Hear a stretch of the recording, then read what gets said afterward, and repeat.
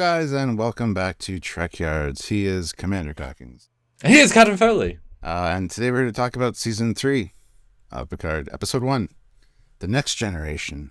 We saw no screeners, wanted this all fresh to be with you guys on a week-by-week basis, doing all of our episode reviews, so make sure to like, subscribed, and check out everything we do, because there'll be lots and lots of small videos about the ship's tech and other cool things. But the big question on all of our minds is, what do you think of this episode, Stuart? I enjoyed it. Star Trek seems to be back. Yeah, it was good. We'd seen most of the scenes in the trailers, so I kind of felt like I was seeing the stuff I'd already seen. Even the big spoilers, twist the end of Beverly's Son, we all thought that was the main theory. So there wasn't really any surprises this week. I expected something more exciting out of the gate. Like, I expected a pan up from, like, Earth to, like, the space dock with the fireworks going off, and, like, Frontier Day, like, was a slow rollout, and it was great. Just not what I expected. I still, like I said, I super enjoyed it. Yeah, and I also did. I didn't think Frontier Day would be the start. We've never given a week deadline. 7 days till Frontier Day, so that's going to be the end of the season, the big epic. You know, everyone's there to celebrate. Hey, we've got a fleet. It's already assembled, pre-assembled, ready to go. But the show did start off with a phaser fight.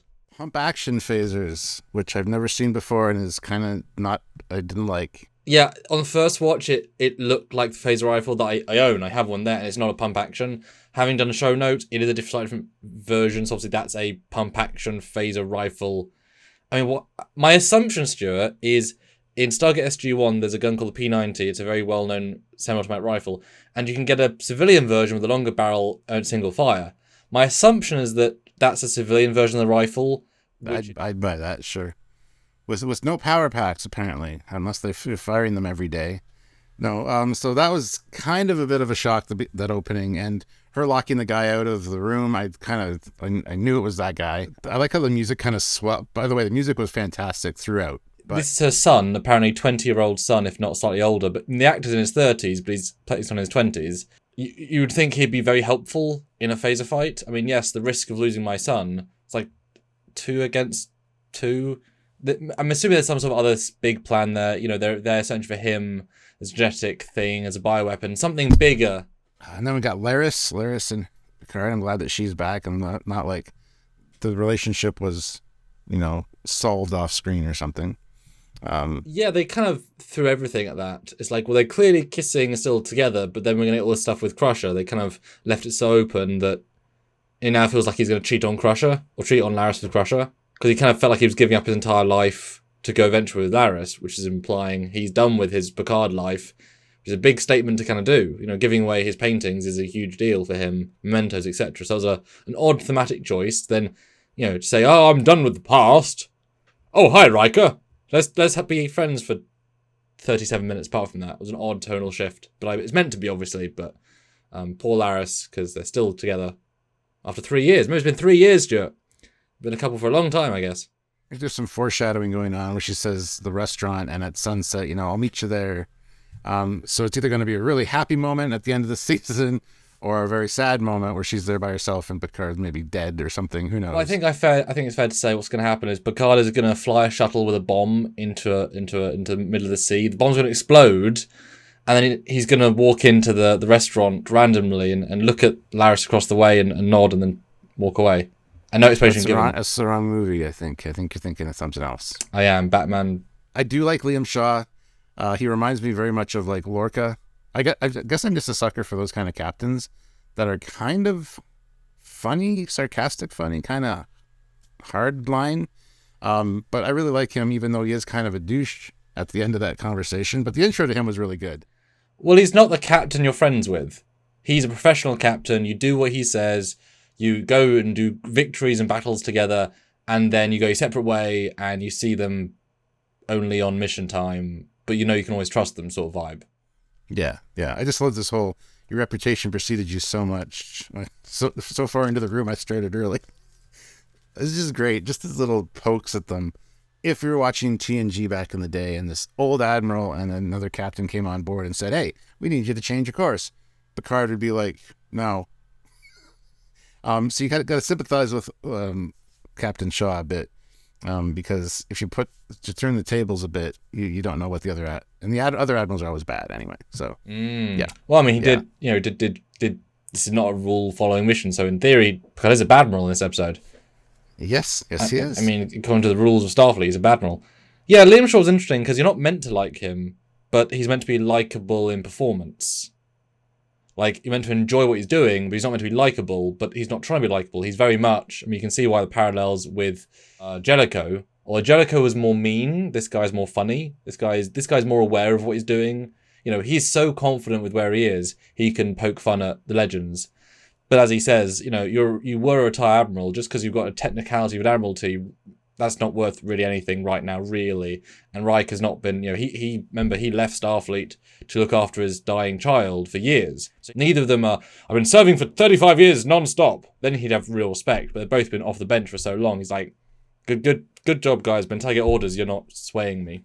Which was definitely interesting.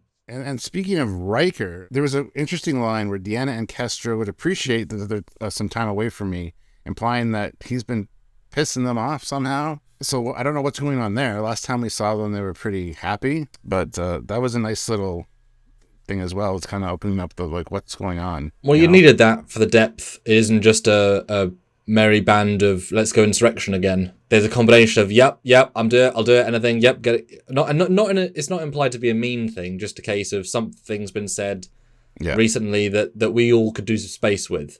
That's it. It's not she hates me, I'm divorced. It's just it was played very well, I think, very gentle. And the fact they went back to Rikerisms very quickly shows it's just a thing that they just got to deal with, and it's okay. You know, it will blow over. But speaking of, I mean, you know, people have mentioned how strong Frakes is this season. I mean, he was on full form, and him and Picard. I mean, the banter of those two are better than anything we've seen in the first two seasons of this show. These two just playing off each other is just effortless, and it livens up. You know, going down a hallway, it feels more real. You know, with these people doing it. Yeah, the writing for them is both on point, and it's delivered so well. And I want to see more of that. Hopefully the whole season is like that, even with the interactions with Geordi and stuff. I think we're bringing that TNG vibe back, I think. And I think so far from what we've seen, it's been very, very good, very well done. So, and obviously you were going to not have a huge difference with the Riker Picard version, because they've already made amends in season 1. They've reconnected, so that was a good initial get. You know, not seeing Crusher for 20 years is a huge, like, oh, wow, really? Okay, true. But Crusher's choice, which makes it a little bit more acceptable, as it were. There's a reason, and probably a reason within a reason. Geordi, we'll see. He had met the younger daughter, so that's going to be... He could have seen her 10 years ago, so that's not going to be as long a stretch, which is good. But at least he has one, you know, friend still with Riker. Like, they go in, and there's not that awkwardness. They're pretty straight to it.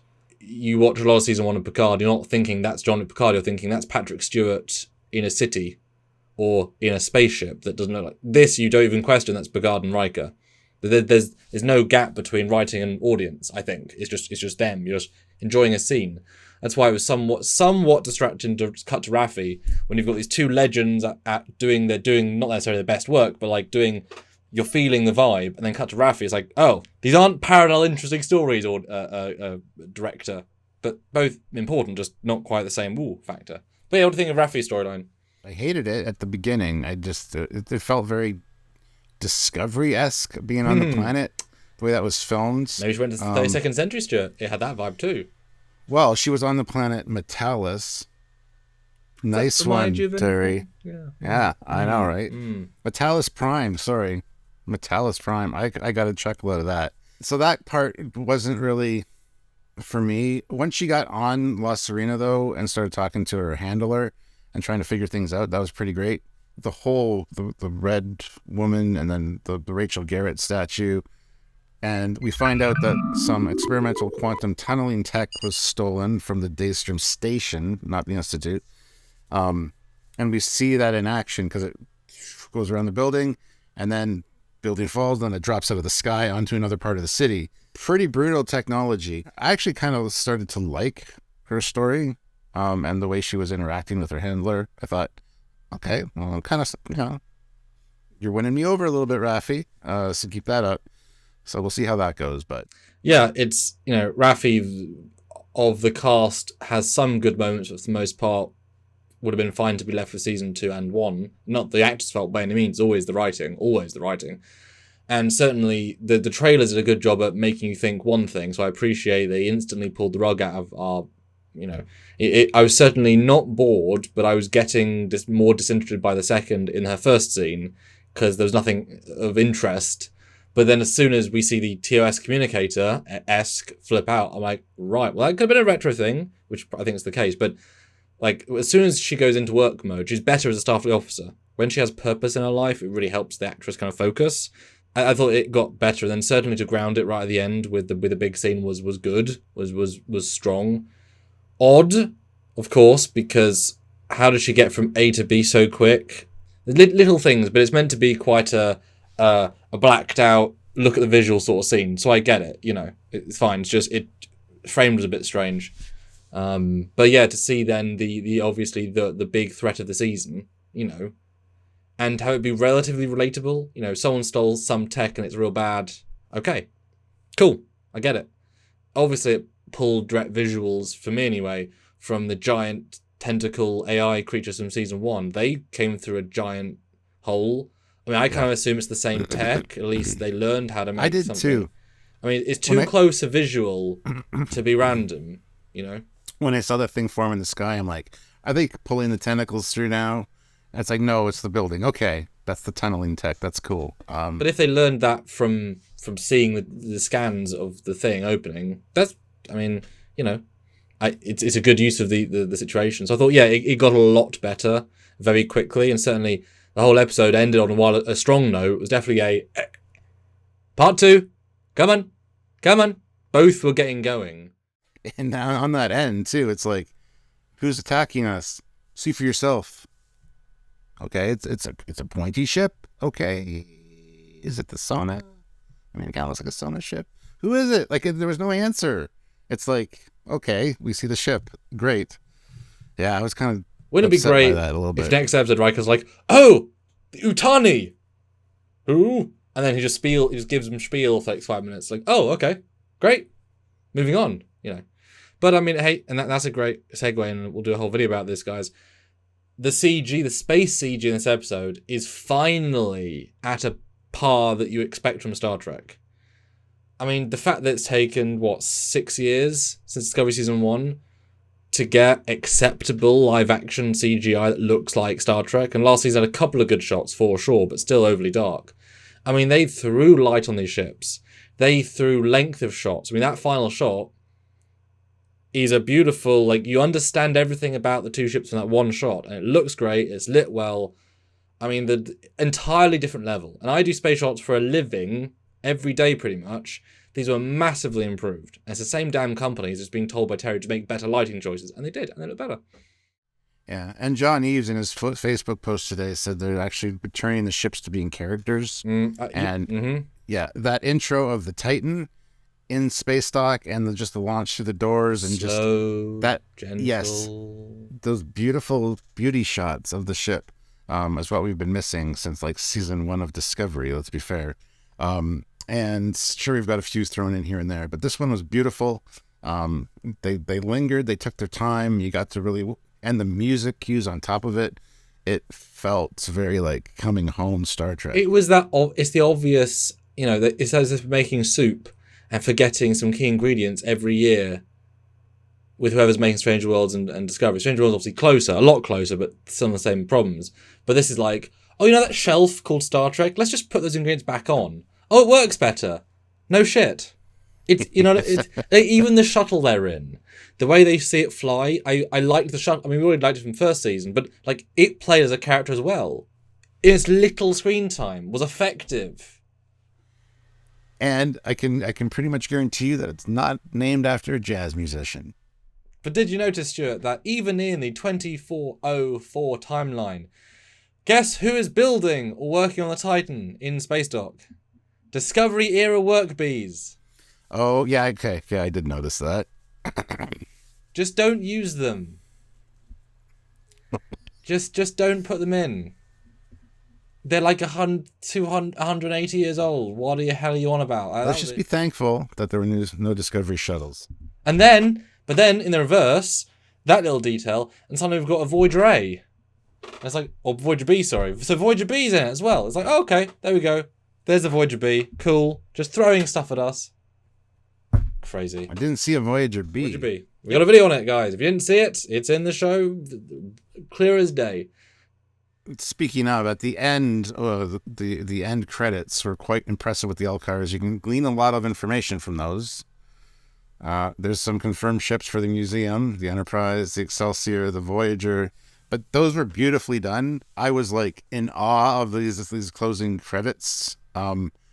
Thank you for that. I don't know if that's going to be the opening to the show because it was just like Starship Picard, and they wanted to get to it. And I don't know if the next episode. I would assume so. Structurally, that would make sense. Rather than because normally do a next this season on, they should have tile sequence instead.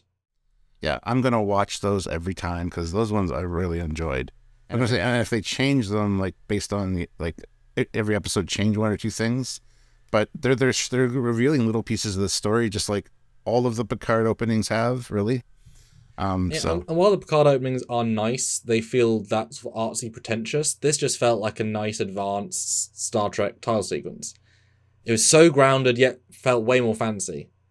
I don't need fractals in eyes that become squids that become. It's like it's fine. I get it. You're doing the Westworld, but this was much nicer. I was a bit sad to see special guest starring Jonathan Frakes. It's like the way they frame it is if they'll be the Bonnie and Clyde whatever team, but now I know they're going to swap out as they go. But seeing that as like, oh, they're not even series regulars. Don't necessarily expect it to be Riker and Beverly in every episode, etc. Because you don't special guest star for every episode.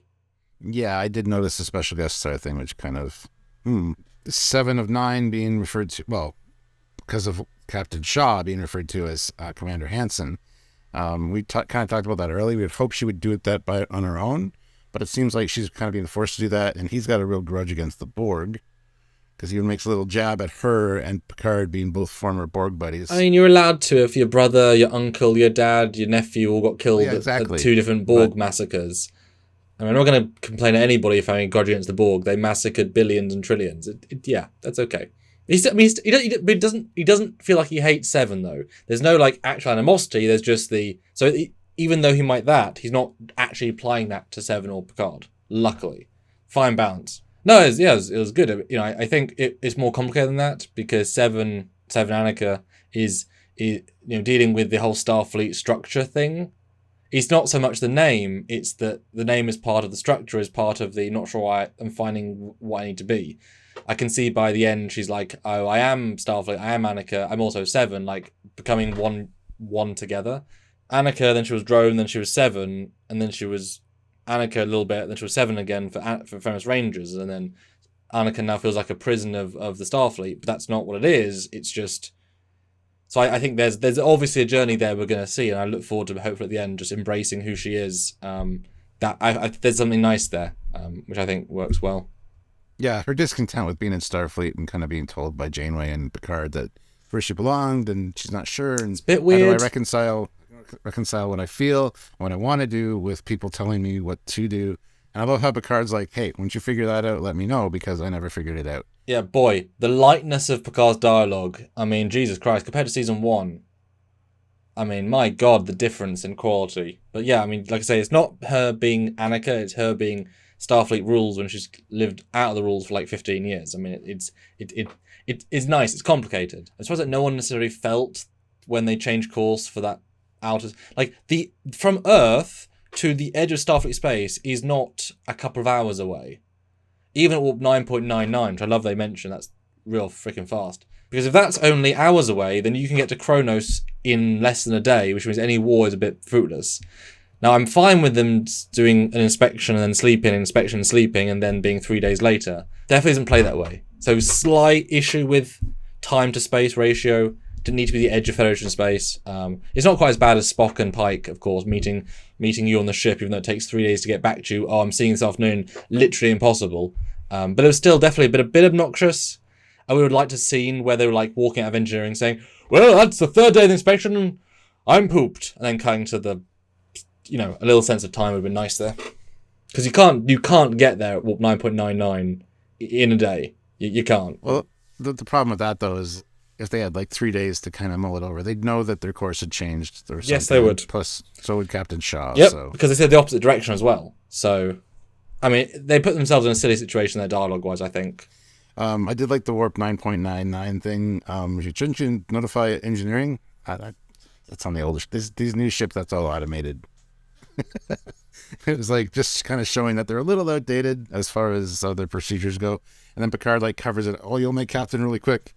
And Riker's little jab of good, nice recovery, Admiral. But none of those lines were at the expense or making fun of Patrick, where season one not was. He's old. And in fact, I was going to say this earlier. The difference between Captain Shaw, who is being disrespectful to Picard, but there's a way of doing it, versus sheer effing hubris, just disdain. Like, that's the season one. We disrespect Picard, and we're doing it in the script. We're showing we want to diss on Patrick Stewart's Picard. That is what we're doing here. Versus, well, you're a bit old, aren't you? Oh, shush you. Engage. That's how you do it, right? You cake, you eat it, everyone's happy. It doesn't take, Yeah, that's a good point, actually. It's a very good point. There's many scenes that show the huge difference in the two styles, and one is just massively inferior, hence the reviews. And this is superbly superior, hence the reviews. Yeah. I think that's a good place to end this review. So make sure you subscribe to the channel, guys, because we're going to be doing a lot of breakdown videos. There's a lot to talk about with this first episode and probably this entire season. So we got a lot of breakdown videos. We do what we do best here at Trekyards, and that's break things down and examine it. So you don't have to. You can just enjoy the ride.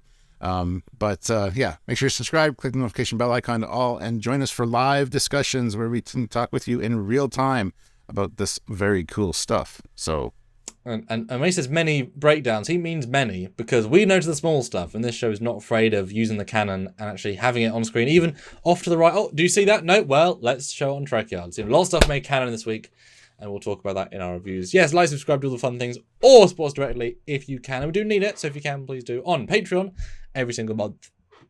Trekyards/Patreon, pick a tier, or the same exact tiers on YouTube. Join the channel if you want to be on that ecosystem, YouTube or Patreon, or one-time donation at PayPal, trekyards@hotmail.com, or super thanksing on any video. If you enjoyed this review, put in a 5 and say, hey, I super thanks what you did here. Or, of course, these super chats on any of our lives, any of our topics. You come in, say hey, put your 2 cents in, and we'll discuss, debate, and theorize based on what you said. And thanks in advance. And more importantly, share these videos around to people that you think might enjoy them and might not have heard of Trekyards. We want to spread the Trekyards word, so share it around. So until next time, he is Commander Cockings. He's Captain Foley. We'll see you later, guys. Bye, guys.